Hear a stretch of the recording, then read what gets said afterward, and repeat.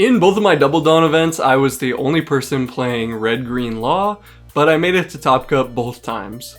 Throughout the 12 rounds, I played against 3 Ace, 3 Boa, 3 Yellow Luffy, 2 Black-Yellow Moria, and 1 Mihawk. And the Mihawk was my only Swiss loss. Then, in Top 8 at my first event, I beat a Boa, but I lost to Rosinante in Top 4, and then once again I lost to Rosinante in Top 8. I probably should have practiced this matchup more, but I expected my opponents to have the decency to concede in respect for Rosinante and Law's relationship. I think the reason that this was the group of decks I played against is largely related to perspectives on how the Red Bull Dawn interacts with the One Piece card game. Ace has inherent defensive strength for the Red Bull event. This is because it's a 6k leader with access to a free 2k every turn.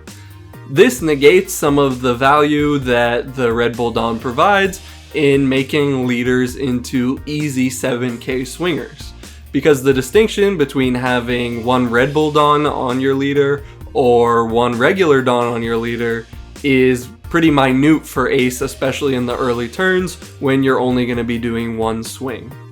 One of the advantages of Red-Green Law is that it's able to quickly break the 7k to 8k barrier that's necessary to compete against Ace. Red-Green Law is able to put out a bunch of 5-cost 6k bodies very quickly, and these bodies instantly pressure Ace's base stat line, and because of that, they only require one Double Dawn in order to start asking for 2 cards. If you really want to beat the Ace quickly, with Dogura, you're able to put a 5-cost into play as soon as your 4 Dawn turn. If this 5-cost is Cavendish, you're really opening yourself up to a lot of aggressive potential on your subsequent turns, especially when utilizing Restand Law. With just one Restand Law and a Cavendish, you're already gaining 4 additional Dawns. Combine this with the new 1-cost killer that can also attach Rested Dawn, and you're basically able to use the majority of your Dawn for quick early aggression, and you're able to hit the numbers that you need to against Ace very effectively because of the addition of the Red Bull Dawn. You're also able to do this while effectively stopping their Jozu plays with the new X-Drake and removing their bodies with the new X-Drake, because if you choose to restand X-Drake or use Otama on a body, you're able to just use your searchers to swing over things like a Yamato and reduce the pressure on your board. You're never really going to be able to use 8-cost Kid against Ace because they're just going to round table you. But sometimes Ace does pitch the round table, and you can start to gain some confidence that it could buy you a turn or two. Yellow decks are really popular, both because they're a good archetype for newer players to still have a chance to win, because it really is difficult to play against yellow decks. And they have an inherent defensive ability based on the offensive potential of their triggers. Because opponents are afraid to attack into their life, they're able to survive for even longer and have more turns to take advantage of the Double Dawn aggression. This is further supported by the ability of some of the yellow decks to attach Rested Dawn, to use the Red Bull Dawn even while maintaining their curve, such as Moria using 6-cost Moria, or Boa using its multitude of options. Then, Yellow Luffy is popular because it's really strong into other yellow decks because of its greater life total and its ability to burn through life and ignore potential triggers. Red-Green Law is also good into these decks by employing a different strategy with 8-cost Kid.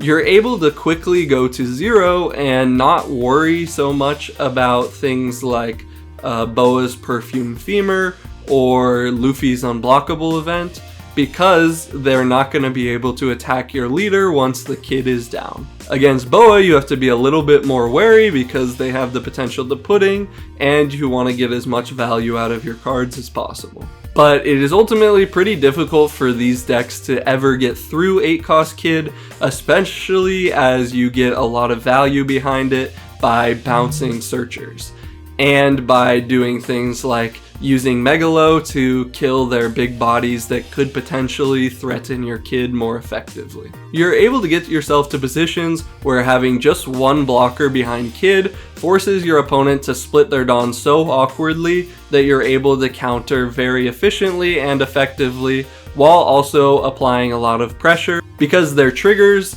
with 5k and 6k stat lines aren't very effective when you're unable to reduce Kid. Yellow has the potential to play an S-Snake, but I think that that's pretty uncommon, and that would only be teching for that one 8-cost Kid player who sometimes comes up in events. It's also just not that efficient like something like an Otama or a Divine Departure would be. In addition to Red-Green Law having these natural advantages, I think that some of my success is predicated on the fact that I chose a deck that was slightly outside of the box. In an age where people are really consistently just copying top performing lists or lists recommended by YouTubers with very specific and identifiable curves, it's a deck that can take really good advantage.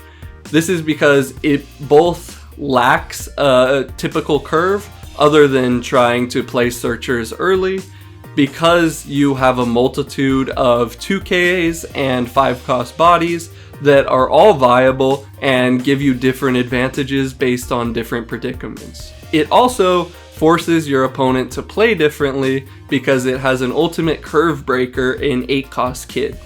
Generally, if you play an 8-cost Kid and your opponent just continues going down their traditional curve, they're never going to be able to apply enough pressure to you to ever break through. I honestly think that I could have lost some of my games against Boa, particularly games where I started out with weak hands, because my opponents could have played a 9-cost Boa, then used Perfume Femur on their 9-cost Boa, and swung huge at my Kid, before applying a lot of pressure with all the bodies that they inevitably would have triggered. When playing Red-Green Law, I always wait to start swinging at the yellow decks until I have 8-cost Kid.